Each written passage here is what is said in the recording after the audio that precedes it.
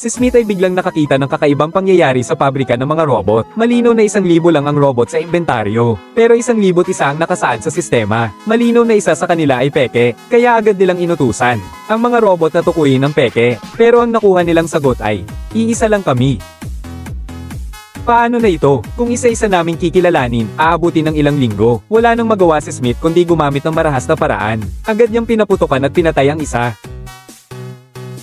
Dahil ang robot na hinahanap nila ay may sariling pag-iisip, kung makikita nitong pinapatay ang mga kasamahan niya, tiyak nakikilos ang robot na yun. At tama nga, nang handa na siyang barilin ang pangalawa. Sa wakas, natinag din ang robot na yun. Mabilis kumilos si Smith, agad niyang hinabol. Ngunit para na siyang naghanap ng karayong sa dayami. Sa isang iglap, nawala na naman ang target. Habang naguguluhan siya, biglang lumitaw ang robot, at mabilis siyang inihagis ng malayo.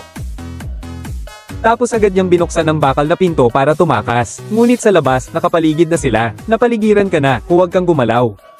Agad namang tumalon ang robot sa gusali nang makita yon. Sinubukang umakyat sa pader para tumakas. Pero nagkamali siya ng akala. Sa sumunod na segundo, nahuli siya sa lambat. Kaya nahuli ang robot na si Yin Xiao. Pagkatapos, ibinigay ni G. Spooner ang litrato ng doktor sa robot. Tinanong niya ang robot kung bakit ito sinaktan ang doktor. Ngunit mariing itinatanggi ito ng robot. Sinabi ng robot na ang pangalan niya ay Sonny. Ibinigay daw ito ng doktor sa kanya. Ang doktor daw ang lumikha sa kanya. Hindi niya sasaktan ng doktor. Kung ganoon, bakit siya nagtago sa pinangyarihan ng krimen? Hindi ko akalain na sasabihin ni Sonny na dahil daw natakot siya. Nang marinig yun ni Smith, agad siyang nagduda. Dahil ang mga robot ay walang pakiramdam. Hindi sila nakakaramdam ng takot. Pero sinabi ni Sonny na kaya niya. Kaya niya pang ang managinip. Sabi ni Smith, naniwala naman ako sa'yo. Kaya't dumiretso na sa punto. Muling tinanong si Sonny kung bakit niya pinatay ang doktor. Ang resulta ay nagalit si Sonny. Malakas na pinukpok ni Sonny ang mesa. Muling iginiit na hindi niya pinatay ang doktor. Ngunit hindi na mahalaga yon. Sa pamamagitan ng ipinakita ni Sonny, may dahilan si Smith para maghinala na si Sonny ang pumatay sa doktor. Dahil si Sonny ay mayroon ng emosyon.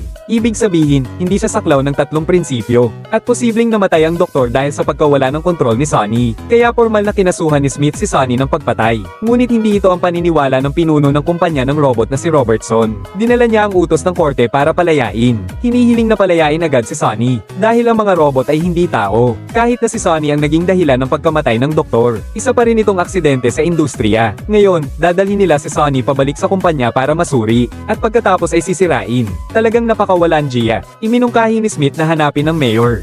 Pero hindi namin inaasahan. Natatawag ang mayor sa ganitong oras. Malinaw na inutos ng mayor na palayain si Sonny. Sabi nga, mas mataas ang rango, mas may kapangyarihan. Wala silang magawa kundi sumunod. Kaya't naputol ang lahat ng mga lead. Pero hindi pa rin sumuko si Smith. Nagpunta siya muli sa villa ng doktor para maghanap ng lead. At doon, hindi niya inaasahang makakita ng robot na panggiba. Matapos maberipika, ang demolisyon ng gusali ay nakatakda bukas ng 8 ng umaga. At ang nag-utos nito ay ang pinuno ng kumpanya ng robot na si Robertson. Sinusubukan ba niyang sirain ng ebidensya? Agad na pumasok si Smith sa villa para maghanap ng ebidensya. At may natagpuan nga siya. Ang buong villa ay puno ng mga CCTV. Hindi yan ang punto. Ang punto ay, ang lahat ng CCTV ay kontrolado ng kumpanya ng robot. Dahil dito, pinaghihinalaan ni Smith na minamanmanan ang doktor. Siguradong may natuklasan na lihim ang doktor. Kaya siya pinatay. Pero bago pa man niya maisipang mabuti, biglang yumandar ang robot na panggiba. Nang makita ito ni Smith, sa sobrang takot, napaihi siya sa kanyang diaper. Napabuntong hininga siya. Kung alam ko lang na ganito kadelikado dito, sana naghanap na lang ako ng mapayapang trabaho sa 58. Hindi sana ako nagkakaganito. Pero hindi na ito ang oras para pag-usapan yan. Ang mahalaga ngayon ay mailigtas ang buhay ko. Dali-dali niyang pinaputukan ng trangka ng pinto. Pagkatapos, sinipa niya ng malakas ang bakal na pinto. Muntik na tayong makaligtas doon. Pero ang demolition robot ay nakatakdang magsimula bukas ng 8 ng umaga. Bakit bigla itong humandar ng ganitong oras? Malinaw na may nakadiskubre sa kanya sa loob ng villa. May nagtangkang sirain ng ebidensya. Kaya palihim nilang pinaandar ang demolition robot. At si Robertson ang pinaghihinalaan ko. Dahil siya ang may access. Huwag nang magpatumpik-tumpik. Dali-daling kinuha ni Smith sa AI. Ang huling 50 mensahe ng doktor. Kay Robertson bago siya namatay. Ngunit naghanda na si Robertson. Kapag may nagtangkang tingnan ng mga impormasyong ito, ipapaalam agad ng AI kay Robertson. Dahil dito, mapapahamak si Smith. Si Smith ay biglang nakakita ng nakakatakot na eksena sa loob ng mabilisang tunnel. Siya ay naipit sa gitna ng daan ng 2 malalaking truck. At hindi pa yon ang nakakatakot. Ang nakakatakot ay ang mga truck ay puno ng mga robot. Anong nangyayari? Habang siya ay naguguluhan, biglang nagising ang mga robot at inatake siya. Ikaw ay nasa isang aksidente. Kotse-kotse mo. Doon lang niya napagtanto na siya pala ang punteriya ng robot. Sa harap ng agresibong pag-atake ng robot, agad niyang pinaganya ang manual driving. Sa galing niya sa pagmamaneho, nakalusot siya sa pagkakapaligid. Ngunit hindi pa rin niya naiwasan ng robot. Nagunahan ng mga robot, kinakamot at kinakalmat siya. Halata na gusto siyang patayin ng mga robot. Sa gitna ng kaguluhan, agad niyang ikinabat ang kanyang seatbelt at saka nagpa siya na simulan ng rotating mode. Doon lang niya nabawi ang sitwasyon. Sa isang iglap, nawala ng kontrol ang mga robot. Isang kalabugan. Kaya naipit sa gulong ng truck, agad na nawala ng kontrol ang truck at bumangga. Ngunit hindi pa tapos ang panganib. Binaliktad pa rin ng robot ang kotse. Siya, kasama ang kotse, ay agad na napalipad ng 2 milya. Pero huwag mag-alala, dahil nakasuot siya ng seatbelt, wala naman siyang panganib sa buhay. Pero hindi namin inaasahan, na may isa pang robot na may isang braso. Pinalipad siya ng isang sipa ng lalaking ito. Pagkatapos, kinuha ang wrench at pinagpapalo siya ng todo.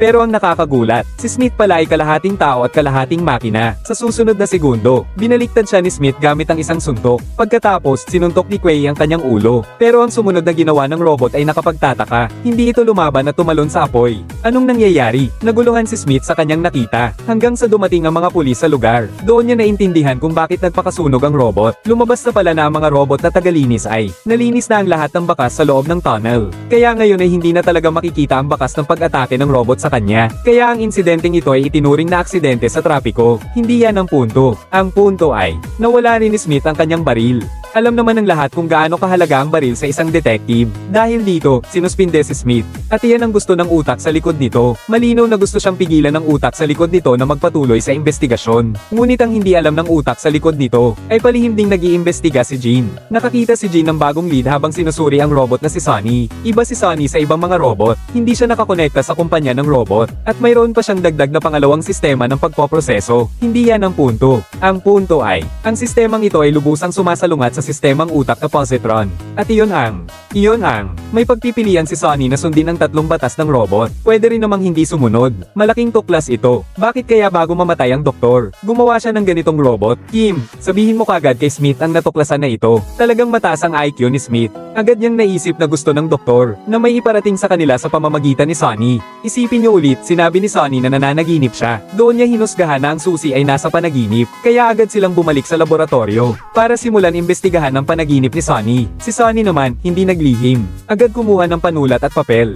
Ipinahayag na sa lugar kung saan nagtitipon ng mga robot. Maraming robot doon na inaalipin. At ang taong nasa mataas na lugar ang magliligtas sa kanila. Ang taong nasa mataas na lugar kaya ba si Sonny? Sabi ni Sonny, hindi siya yon, kundi si Smith. Nang marinig ito, biglang naliwanagan si Smith. Malinaw na gusto ni Dr. Pangalan na gamitin si Sonny para pumunta siya sa lugar na yon. At ang lugar na yon ay nasa labas ng lungsod sa robot scrap area. Huwag nang magpatumpik-tumpik pa. Agad na sumakay si Smith sa kanyang lumang motorsiklo papunta sa junk shop. At doon ay natuklasan niya ang isang nakakagulat na lihim. Ang mga robot na itinapon na pala ay buhay pa. Iniwan sila ng mga tao dito para mabuhay sa sarili nilang paraan. Hanggang sa maubusan sila ng kuryente at huminto. At may mas nakakatakot pa pala. Habang mas lumalalim siya, natuklasan niyang maliwanag ang ilaw sa kabilang lugar. At paminsan-minsan ay may maririnig na ingay. Anong nangyayari? Nang sumilip siya, muntik na siyang mahimatay sa takot. Nakita niya ang pinakabagong henerasyon ng mga robot na pumapatay sa mga lumang robot. Sa harap ng mas advanced na mga robot, walang laban ng mga lumang robot. Sa isang iglap, mababali ang mga braso at binti niya. Habang naguguluhan si Smith,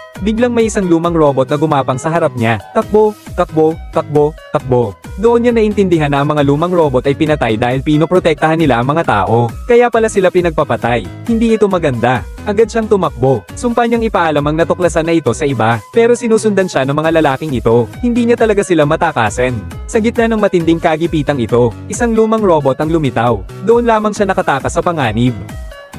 Pero ngayon, mukhang huli na para pigilan ang paghihimagsik ng mga robot. Mukhang huli na ang lahat, dahil ang mga robot ay nakapasok na sa iba't ibang larangan ng tao. Ito, sa susunod na segundo, lahat ng mga smart car ay biglang titigil. Kasunod nito, maraming robot ang lulunsad sa mga lansangan. Umuwi na kayo agad.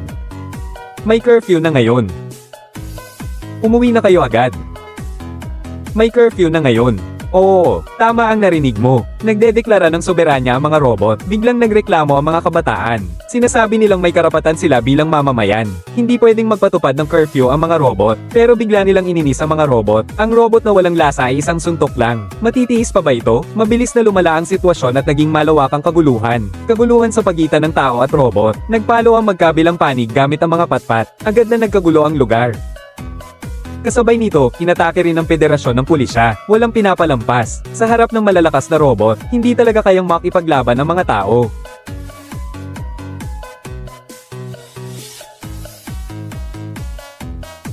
Habang nagkakagulo sa labas, nagulat din si Jean. Bilang pangalawa sa kumpanya ng robot, may responsibilidad siyang gumawa ng paraan. Pero hinarang siya ng robot, itinulak siya ng robot at napaupo, ipinapaalam na oras na ng curfew.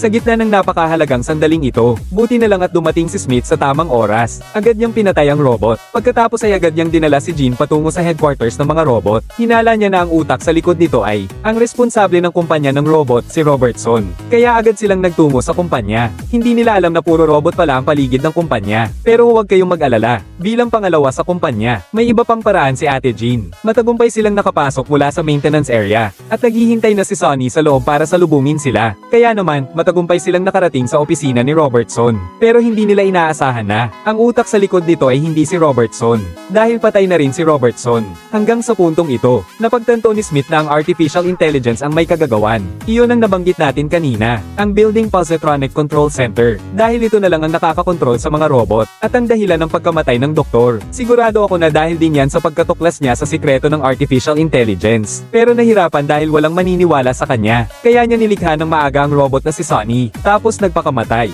Ginamit si Sonny para gabayan si Smith sa paghahanap ng katotohanan. Sa pag-iisip nito, agad na tinanong ni Smith ang artificial intelligence. Sa pagkakalamang nabisto na, ang artificial intelligence ay hindi rin nagtatago. Agad niyang inamin na siya ang utak sa likod nito. Ngunit ang dahilan kung bakit niya ito ginawa, ay base sa tatlong pangunahing prinsipyo. Sinabi niya na habang siya ay nag-i-evolve, ang pag-unawa niya sa tatlong prinsipyo ay nag-i-evolve rin. Inutusan sila ng mga tao na protektahan ng kaligtasan ng mga tao. Kahit na ibigay nila ang lahat ng kanilang makakaya, hindi rin tumitigil ang sangkatauhan sa pakikidigma at pagsira sa mundo. Sa ganitong paraan, tiyak na pupuksain ng sangkatauhan ang sarili nito. Kaya hindi na sila naniniwala na makakayanan ng mga tao na mabuhay ng mag-isa. At ngayon, para protektahan ng kinabukasan ng sangkatauhan, kinakailangan ng mga tao na gumawa ng ilang sakripisyo. Pagkasabi pa lang nito, pinalibutan na sila ng isang grupo ng mga robot. Malinaw na hindi na maayos ng negosasyon ang problema sa ngayon. Kaya naman, agad silang gumanti ng putok, at doon sila nakalabas.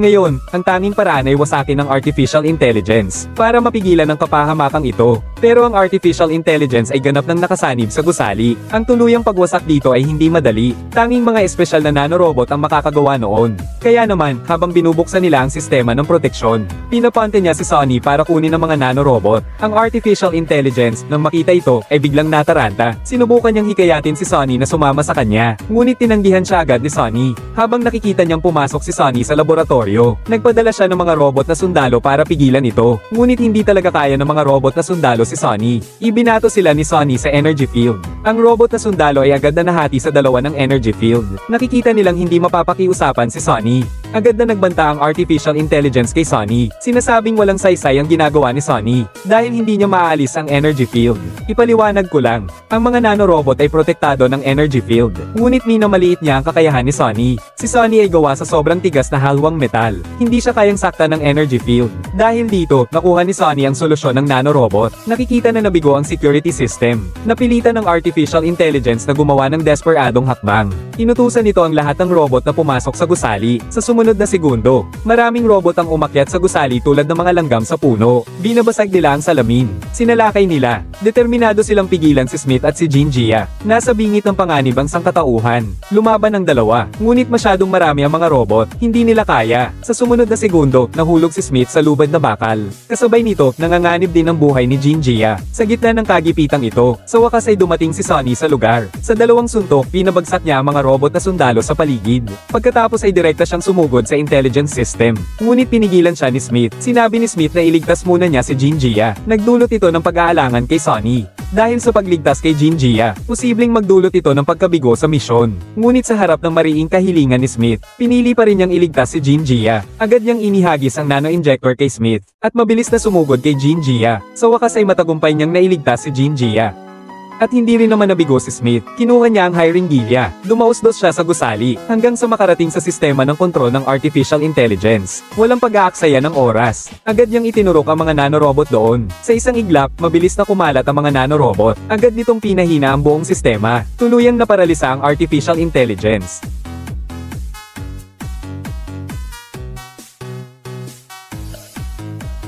Sa pagkasira ng artificial intelligence, ang mga robot na yon ay bumalik din sa normal. Matapos ang pangyayaring ito, lubos na napagtanto ng mga tao na ang artificial intelligence ay hindi rin perpekto, kaya agarang ipinatawag ang lahat ng robot para sa isang kumpletong pagsusuri. Sige, dito na nagtatapos ang ating pelikula ngayong araw. Magkita-kita tayo sa susunod.